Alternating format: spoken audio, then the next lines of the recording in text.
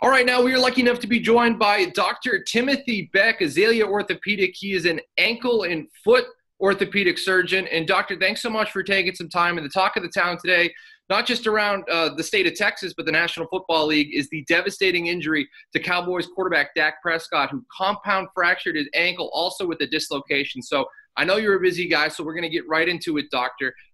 When you first saw the injury, when you saw the ankle twist like it did, what's going through your mind as an orthopedic surgeon? Are you saying at that moment, hey, that's immediately a break, a dislocation? What's running through your mind? Well, a straight bone should not be at 90 degrees. So, yeah, it's immediately you know that there's something not right and it's broken and or dislocated. So, yes, the answer to that question is yes. When, say you're a team doctor on the Cowboys and you're out there, what is the steps you're taking immediately after an injury with that level of trauma? Well, of course, first thing is to make sure there's no other injuries to his spine or any other more proximal injuries higher up. But the obvious thing to do is to stabilize it right there in the field with a splint and then check to make sure that what the status of the blood flow is and the nerves are to the foot. That's the best time.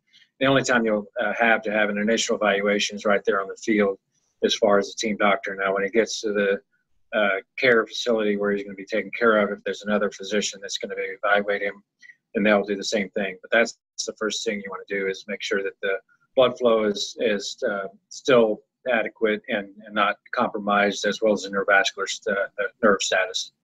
As fans at home or in the stadium saw, he was in a great deal of pain as he was carted out. He was in tears.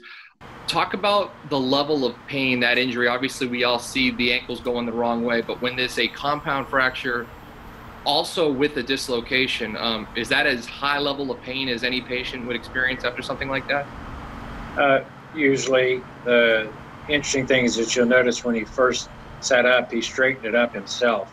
And usually it's the shock of the injury where there's not so much pain right away. Usually, I've never had such a bad injury, but you can only know from talking to athletes who have had similar injuries. But usually the first initial feeling is that they feel something is not right.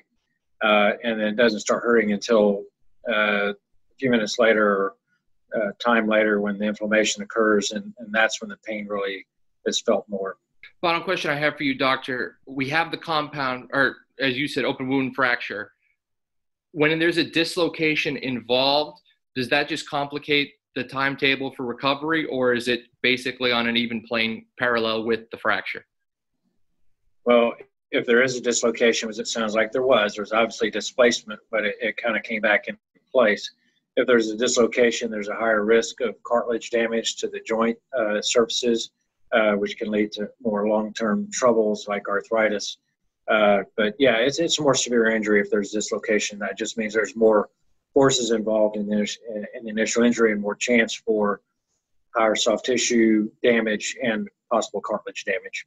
Azalea Orthopedics foot and ankle surgeon, orthopedic surgeon, Dr. Timothy Beck, thank you so much for joining us today. I appreciate your insight and stay safe during these troubling times. Thank you, you too.